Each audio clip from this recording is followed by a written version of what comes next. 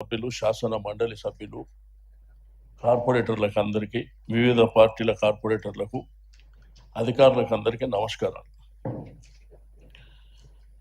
అయితే ఒక మేయర్ గారు మాట్లాడేటప్పుడు ఇది ఒక హిస్టారికల్ డే అని, భవిష్యత్తును దృష్టిలో ఉంచుకొని ఉన్న 150 డివిజన్లని 300 వరకు చేస్తున్నాం అనేటువంటి ఒక కార్యక్రమానికి శ్రీకారం చుట్టడం.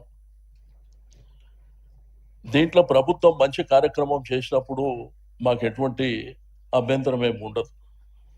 బట్ అన్ఫార్చునేట్ ఇక్కడ ఉన్నటువంటి డివిజన్లో ఉన్నటువంటి కార్పొరేటర్స్ ఆ చెప్పే ముందు మీరు చదివేటప్పుడు ఒక 2 నిమిషాల సమయం కేటాయిస్తాము కార్పొరేటర్లకు కానీ ఎక్స్ ఆఫీషియో అని చెప్పారు మేడం.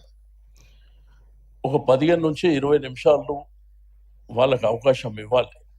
ఎందుకంటే ఆ డివిజన్లో ఉన్నటువంటి ఇప్పుడు మారుతున్నటువంటి నీకు ఏరియాస్ కావచ్చు, పేర్లు కావచ్చు, వాళ్ళకి చెప్పుకోవడానికి అవకాశం. నేను కమిషనర్ గారికి, మేయర్ గారికి రిక్వెస్ట్ చేసేది, ఇది ప్రధానమైనటువంటి అంశం కాబట్టి 2 రోజులు సెషన్ నడిచినా పర్వాలేదు, కానీ ఎందుకంటే ఇది భవిష్యత్తు తరాలకు దృష్టిలో ఉంచుకొని మనం చేయవలసినటువంటి అంశం ఉన్నది. రెండోది, ఇక్కడ అధికారులు, టౌన్ ప్లానింగ్ కానీ మిగిలిన అధికారులు, ఒక 5 మంది అధికారులని ఇప్పుడే కమిషనర్ గారు చెప్పారు. బట్ అన్ఫార్చునేట్ ఏంటంటే ఏ కార్పొరేటర్ని, ఏ పొలిటికల్ పార్టీని కన్సర్న్ లేకుండా ఇదంతా ల్యాప్టాప్ పెట్టుకొని గూగుల్ మ్యాప్తో చేసినటువంటి అంశం. ఈ రోజు ప్రజాస్వామ్యంలో రాజ్యాంగం ఉన్నది, చట్టాలు ఉన్నాయి, జిహెచ్ఎంసీకి కూడా చట్టాలు ఉన్నాయి. అది హరీబరీగా మనం చేయవలసినటువంటి అవసరం లేదు. ఎందుకంటే ఏదో భారతదేశంలో ఇంత పెద్ద కార్పొరేషన్ లేదు అని చూపించడానికి, దాన్ని చిత్రీకరించడానికి కాదు. ప్రజలకు మౌఖికమైనటువంటి సదుపాయాలు ఉన్నాయా లేవా. రెండోది, 27 మున్సిపాలిటీసు, 3 కార్పొరేషన్లు, పంచాయతీలు కలిపినప్పుడు అక్కడ మనకు ప్రాపర్ ఇన్ఫ్రాస్ట్రక్చర్ ఉన్నదా లేదా అనేది ప్రధానంగా చూసుకోవాల్సినటువంటి అవసరం ఉంది. అసలు మనకున్న జిహెచ్ఎంసీలనే ప్రాపర్ మ్యాన్ పవర్ లేదు వేరియస్ డిపార్ట్మెంట్ లోపల. రెండోది ఏంటంటే, రేపు ఇది ఇంప్లిమెంట్ అయిన తర్వాత వాళ్ళకున్న ట్యాక్సులు ఇప్పటి వరకు వేరే ఉన్నాయి, మనకున్నవి వేరే ఉన్నాయి. బట్ మీరు వెంటనే ఇంపోజ్ చేస్తే వాళ్ళు కూడా ఇబ్బంది పడేటువంటి పరిస్థితులు ఉంటాయి ఒకటి. రెండోది, మా మాట ఇక్కడ బీజేపీ మిత్రులు ఉన్నారు, కాంగ్రెస్ మిత్రులు ఉన్నారు, మా ఎంఐఎం మిత్రులు, మేము ఇంతమంది ఉన్నాం. నేను మేయర్ గారికి రిక్వెస్ట్ చేస్తున్నా, మీ గుండె మీద చేసుకొని, లేదు డిప్యూటీ మేయర్ గారి గుండె మీద చేసుకొని చెప్పండి, కనీసం మీకు ఇన్ఫర్మేషన్ ఉందా. మరి మీకు ఇన్ఫర్మేషన్ లేకుంటే ఇంత పెద్ద కార్యక్రమాన్ని, ఇప్పుడు మీరు గతంలో కరోనా మేయర్ గారు లేదని చెప్తున్నారు కదా, గతంలో అంటే ఏ పొలిటికల్ గా వెళ్ళలేదు మేము. సో ఆఫీసర్స్ చేశారు థింకింగ్, దెన్ దే ఇన్ఫార్మ్డ్ అస్. చేశాక యునో అది గెజెట్ లోపల వచ్చింది అంతే. నేనేమంటున్నా అంటే, మేయర్ అనేది పొలిటికల్ కాదు మేడం, మేయర్ అనేది పొలిటికల్ కాదు. ఎస్, మీరు ఇక్కడ ఉన్న అంటే ఈ రోజు సభలో నేను కూడా ఒక కార్పొరేటర్ గా నేను అనుకున్నాను కాబట్టి, అంటే even I should have been known అని నేను అనుకున్నాను. నా రిక్వెస్ట్ ఏంటంటే, మీరు ఈ 149 మంది మీతో కలిపి 150 మందికి మేయర్, ఇన్క్లూడింగ్ మా ఎక్స్ ఆఫీషియో మెంబర్స్ కూడా మీరే మేయర్. మీరు గతంలో మీరు చూసారు, మీ ఆధ్వర్యంలో కరోనా వైరస్ వచ్చినా కానీ, లేకపోతే సిటీల వరదలు వచ్చినా కానీ, మనం ఏదైనా డిసిషన్ తీసుకుంటే అందరం కలిసి కూర్చొని తీసుకున్నాం తప్ప ఇండివిజువల్గా ఎక్కడ తీసుకోలేం మేడం. అందుకనే మిమ్మల్ని ఏమంటున్నానంటే, దట్ ఈస్ ద రీజన్. ఈ రోజు ఎప్పుడైతే మనకి తెలవంగానే కూడా మేము ఒక స్పెషల్ మీటింగ్ కండక్ట్ చేసింది దాని గురించే. అందరం టుగెదర్ ఒక డెసిషన్ తీసుకోవాలి. ఎవ్రీ కార్పొరేటర్ని నేను అంటే గౌరవిస్తూ ఈ రోజు అందరి ఆవేదన కూడా మేము వినాలనేసే ఈ రోజు మీటింగ్ కండక్ట్ చేయడం జరిగింది. So I hope you all understand. నా రిక్వెస్ట్ ఏంది మేడం, నిన్న కమిషనర్ గారిని మేము కలిసినాం, వారికి కూడా రిక్వెస్ట్ చేసినాం, ఎందుకంటే 2 రోజులైనా పర్వాలే ప్రతి కార్పొరేటర్ మాట్లాడాలి కంపల్సరీగా. అది 10-15 నిమిషాలు మాట్లాడాలి. ఎందుకంటే ప్రతి ఒక్కరికి ఆ ఇబ్బంది ఉన్నది. సేమ్ టైం ఈ 150 కాకుండా మిగిలిన 150కి కూడా వాళ్ళు కూడా మాట్లాడాలని నేను నిన్న రిక్వెస్ట్ చేసిన మల్లారెడ్డి గారు.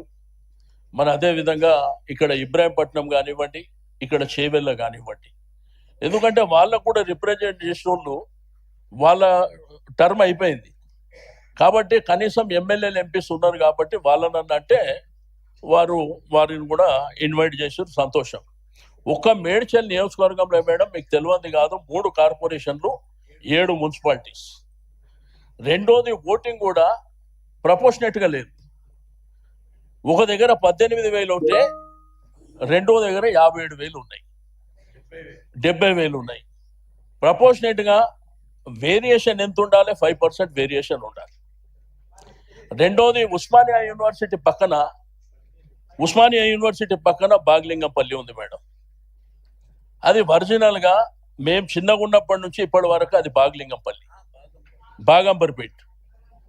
ఆ బాగంబర్పేట్ని డిడి కాలనీ అని చెప్పేసి అదొకటి అబ్జెక్షన్ చెప్పినాం. మోండా మార్కెట్ విషయంలో కూడా అబ్జెక్షన్ కూడా చెప్పినాం. అయితే ఇవన్నీ అంశాలు ఏంటంటే మాకంటే ఎక్కువ కార్పొరేటర్లకు ఐడియా ఉంటుంది కాబట్టి కార్పొరేటర్లు వాళ్ళకు అవకాశం ఇచ్చినప్పుడు వాళ్ళు మాట్లాడడానికి అవకాశం ఉంటుంది ఒకటి. రెండోది ఇంత పెద్ద నిర్ణయం ఈ రోజు ఏంటంటే జనాభా ఒకప్పుడు ఓన్లీ హైదరాబాద్ ఉన్నప్పుడు మనకు ఉన్నటువంటి జనాభా, మనకు ఉన్నటువంటి ఫెసిలిటీస్ కూడా 5 లక్షల వరకు ఉన్నాయి. సరే కాలక్రమేణా విస్తరించింది, పెరిగింది. రెండోది మన కమిషనర్ గారు చెప్తుండ్రు, ఇప్పుడు గవర్నమెంట్ ఆఫ్ ఇండియా కూడా ఒక ఆర్డర్ చేసింది కులగణన జరగాలి, దాంతో పాటు ఇది లింక్ చేస్తాం. ఇది ఒక హిస్టారికల్ నిర్ణయం. ఇది దానికి దీనికి లింక్ చేయవలసినటువంటి అవసరం లేదు. ఎందుకంటే బౌండరీస్ కూడా చాలా మారిపోయినాయి కాబట్టి రకరకాల అంశాలు. ఒకటి ఏంటంటే ప్రజాస్వామ్యం లోపల మనకు ప్రజలే ప్రధానమైనటువంటి. ఈరోజు బస్తీ సంఘాలు కానివ్వండి, కాలనీ అసోసియేషన్స్ కానివ్వండి, గేటెడ్ కమ్యూనిటీస్ కానివ్వండి, ఎవరిని కన్సల్ట్ చేయలే మేడం. రెండోది మా కార్పొరేటర్లు అందరూ ఏ పార్టీ అయినప్పటికీ వాళ్ళు అక్కడ ఉన్నటువంటి వార్డ్ ఆఫీస్కి పోయి వాళ్ళని అధికారులను అడుగుతా మాకేం తెలియదు అని చెప్పి వాళ్ళు చెప్తారు. మరి ఇదంతా వ్యవస్థ చేసేది ఎవరు? అక్కడ అధికారులు చేసినప్పుడు మరి వీళ్ళందరికీ. రెండోది మీరు లాస్ట్ టైం మొన్న మాట్లాడినప్పుడు మీరు రాత్రి వరకు ఉండండి, కార్యక్రమాలు జరిగే వరకు ఉండండి, నేను గుడ్ న్యూస్ చెప్తున్నా అని చెప్పారు. మీరు లాస్ట్ గుడ్ న్యూస్ చెప్పారు వాళ్ళకు. 2 కోట్ల రూపాయలు వాళ్ళకున్న టర్మ్ ఎంత మేడం? 2 నెలలు టర్మ్ ఉంది. ఇప్పుడు వాళ్ళు రిప్రజెంటేషన్ తీసుకొని ఎక్కడెక్కడ వర్కులు, వర్షాలు పడ్డాయి, రకరకాల ఇబ్బందులు ఉన్నాయి. వాళ్ళు ఇప్పుడు పోయి అడిగితే ఇన్ఛార్జ్ మినిస్టర్ సంతకం పెట్టాలంట. ఓకే, పెట్టిపోయండి. కానీ మరి వాళ్ళు ఎప్పుడు వాళ్ళకు లాస్ట్ అవకాశమే కదా. దాన్ని మళ్ళీ టెండర్ ప్రాసెస్ ఎప్పుడైతుంది, వాళ్ళ ఫౌండేషన్ ఎప్పుడు వేయాలి, ఇవన్నీ కూడా మీరు దృష్టిలో పెట్టుకోమని చెప్తున్నా. కాబట్టి నేను దయచేసి గవర్నమెంట్ ఎప్పుడైనా ఒక మంచి నిర్ణయం తీసుకుంటే మేము వెంటనే అపోజ్ చేయం అధ్యక్ష. వెంటనే అపోజ్ చేయవలసిన అవసరం కూడా మాకు లేదు. కానీ ఇక్కడ ఉన్నటువంటి ప్రజలని కాన్ఫిడెన్స్లోకి తీసుకుంటారా? ఒక్కొక్కరు 40, 50, 70,000 మెజార్టీతో గెలిచి 70,000 ఓట్లున్న ప్రాంతంలో గెలిచినటువంటి వ్యక్తులు వీళ్ళే కదా, ఇక్కడ ఉన్న వాళ్ళే కదా. మరి ఏ కార్పొరేటర్ అన్నా కన్సల్ట్ చేసిండ్రా? అది దయచేసి. కాబట్టి నేనేమంటున్నా అంటే ఇది అరీబరి చేయకండి. మీరు కావాలంటే ఒక నెల టైం ఇవ్వండి. నెల టైం ఇచ్చి అధికారులను కూడా